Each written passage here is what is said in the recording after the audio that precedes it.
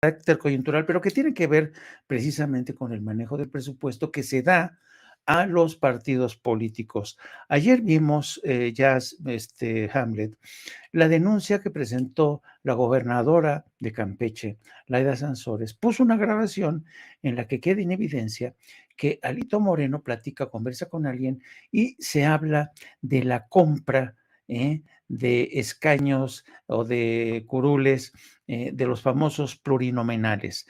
Y solamente decían por reunirse con Alito, 1,000,000. Y pues si quieres ser plurinominal, pues te va a costar tanto, ¿no? Entonces, ahora que se debate sobre la posibilidad de la reforma electoral, que se reduzca, que se elimine en ciertos casos la financiación a partidos políticos, que se les recorte, sobre todo cuando no hay razón de ser, no hay elecciones. Hay veces que hay años en que no hay elecciones. Pero me quedé pensando, me quedé pensando muy mucho sobre este tema de cómo, a pesar de que ya se les da un presupuesto, a los partidos políticos muy generoso, pues ahora resulta ser que ponen a la venta los cargos de diputaciones plurinominales. Entonces, yo creo que sí urge también por eso la reforma electoral, pero ¿cómo evitar lo otro, querido diputado, querida Yas?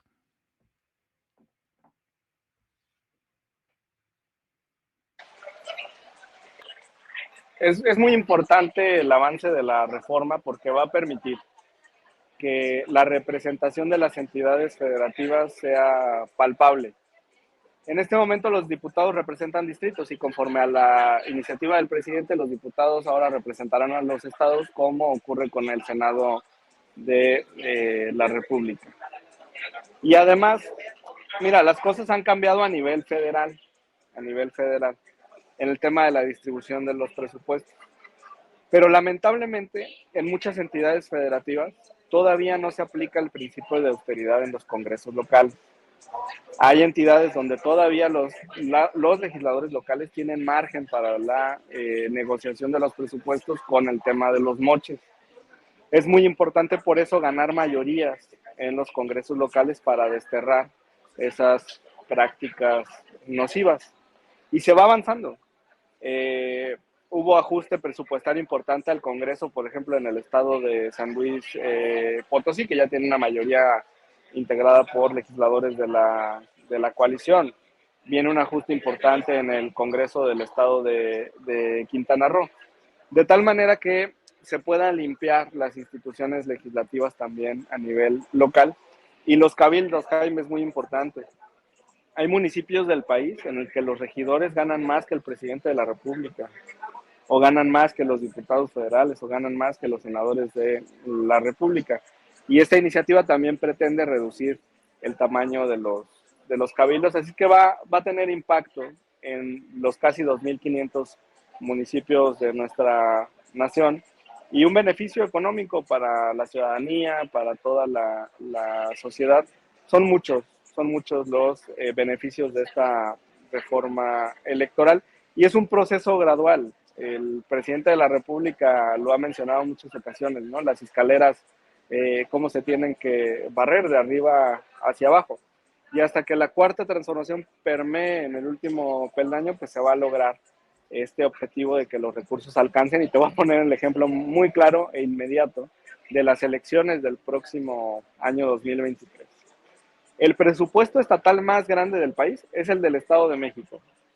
Tiene un presupuesto superior al de muchas naciones de Centroamérica y casi equivalente al de algunas naciones de Sudamérica. O sea, puede ser un país el Estado de México, también por el tamaño poblacional que tiene y la dimensión de su electorado. Qué importante va a ser que Delfina gane la gobernatura del Estado de México y que con un equipo de personas comprometidas con la cuarta transformación haga un manejo transparente de las finanzas en el Estado de México. Y lo mismo ocurra en el estado de Coahuila. Ojalá que ahí nos represente Ricardo Mejía Verdeja, el subsecretario de Seguridad, quien ha hecho un extraordinario trabajo.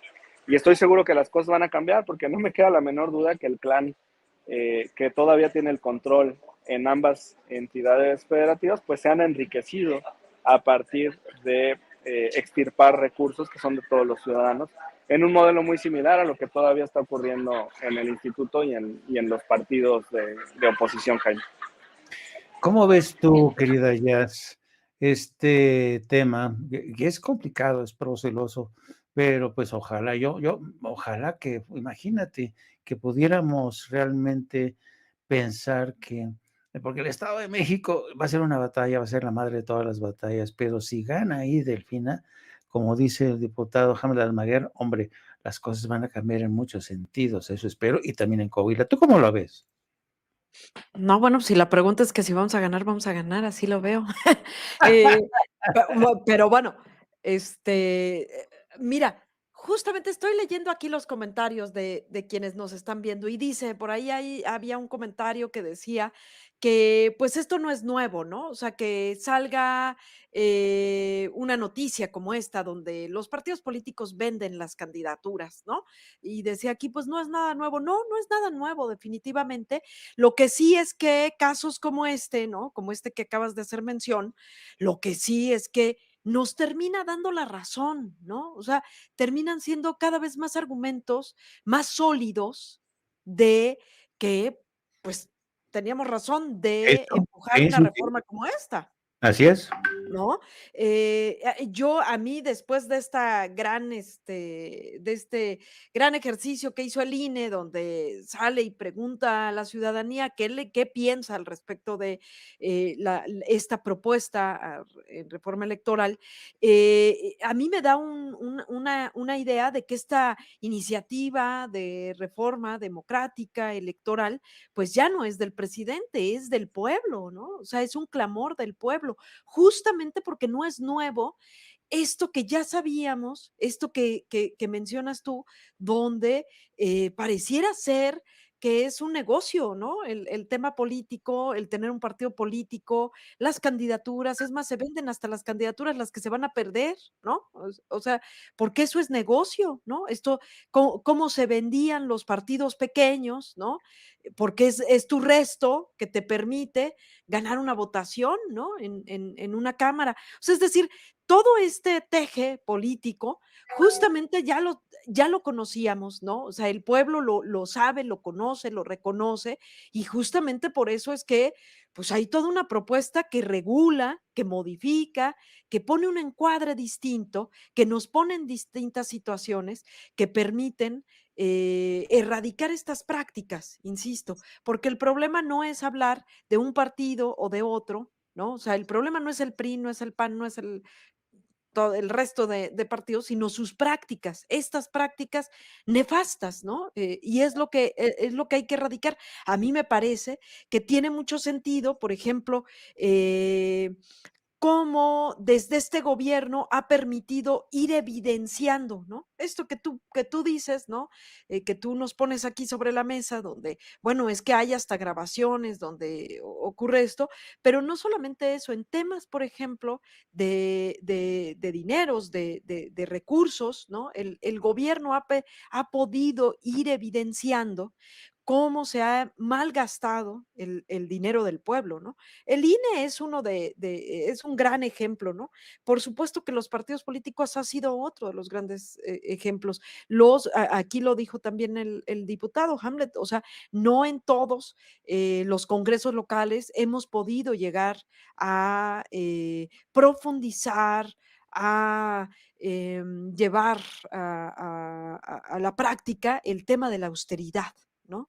Y habría ahí que recordar, porque hay que estarlo recordando, dice también Andrés Manuel, que hay que mantener viva la historia, ¿no? Para que no se nos olvide, que justamente ha sido el Movimiento de Regeneración Nacional, Morena, que desde inicio ha insistido en el tema de la austeridad eh, y antes de que llegáramos a la presidencia de la República, nuestros primeros diputados y diputadas ya aplicaban el tema de la austeridad. Si bien no lo podían hacer de manera constitucional, recordemos que es desde estos primeros legisladores que se proponía que se quitaran la mitad de su sueldo.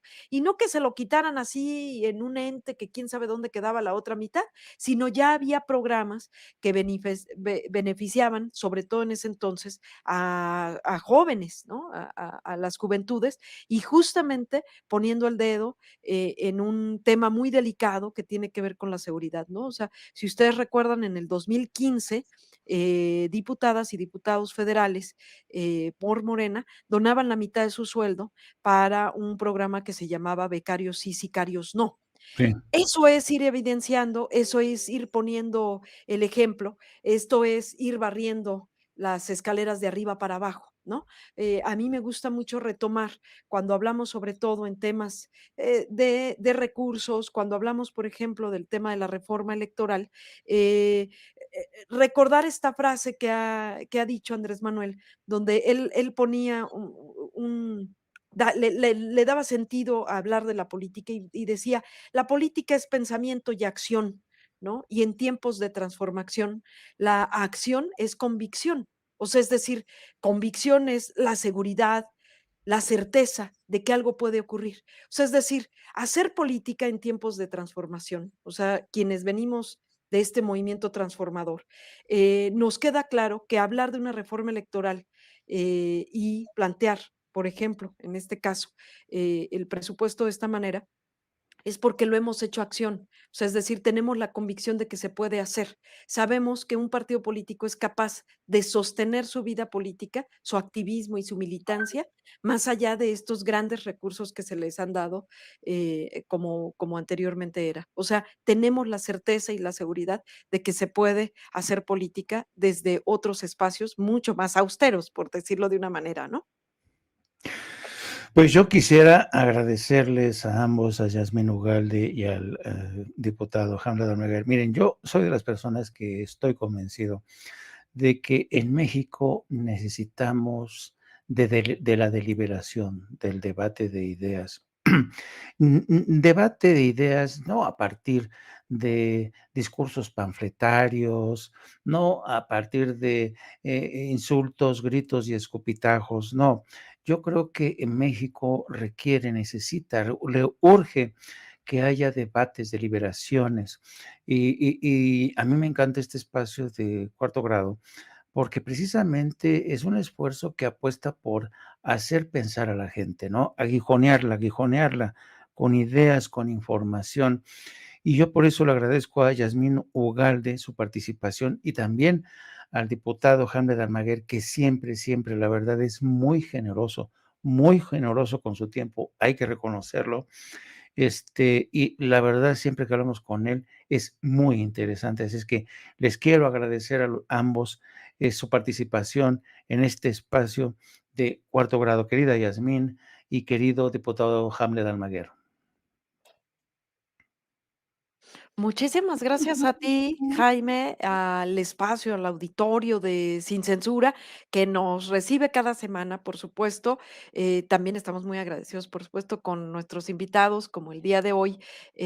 Hamlet, agradecerte muchísimo, no solamente por la disposición que siempre tienes, sino justamente que nos traes mucho más elementos que nos permiten ir comprendiendo las distintas coyunturas y, sobre todo, tener, como bien dice Jaime, una discusión, pero mucho más profunda y seria, ¿no? No como esta que de repente se da desde la oposición o, o que a veces en las redes sociales también, un tanto una discusión bastante banal, ¿no?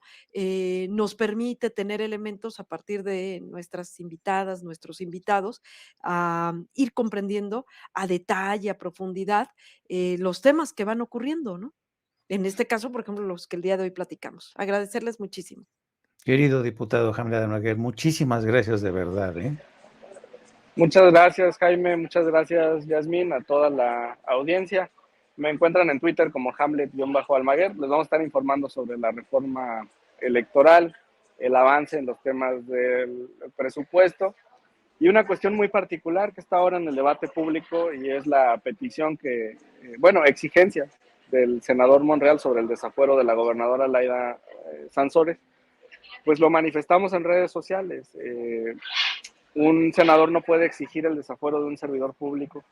La única instancia facultada para eso es una fiscalía, ya sea la local o la federal que corresponda en cada caso. Y pues solicitar respeto a la colegisladora. Nosotros nunca le exigimos nada al Senado. Les hacemos llamados muy atentos, peticiones de que avancen en las reformas constitucionales o legales que aprobamos primero en la Cámara, como la de Guardia Nacional. Fue muy doloroso ver cómo en la primera legislación secundaria en materia de guardia, el senador Monreal simplemente se abstuvo en la votación en un pues franco desacuerdo, ¿no? con lo que aprobamos en la Cámara y que iba en línea con el proyecto de nación del presidente de la República. Entonces ahora, acá en la comisión jurisdiccional que procesa los desafueros, pues sí, pedirle al senador respeto y prudencia al actuar de la colegisladora. Que tengan muy buena noche. Muchísimas gracias. Yo me sumo a esas palabras del diputado Hamlet Anaguer. Bueno, queridos amigos, pues nada, muchísimas gracias y hasta la próxima semana.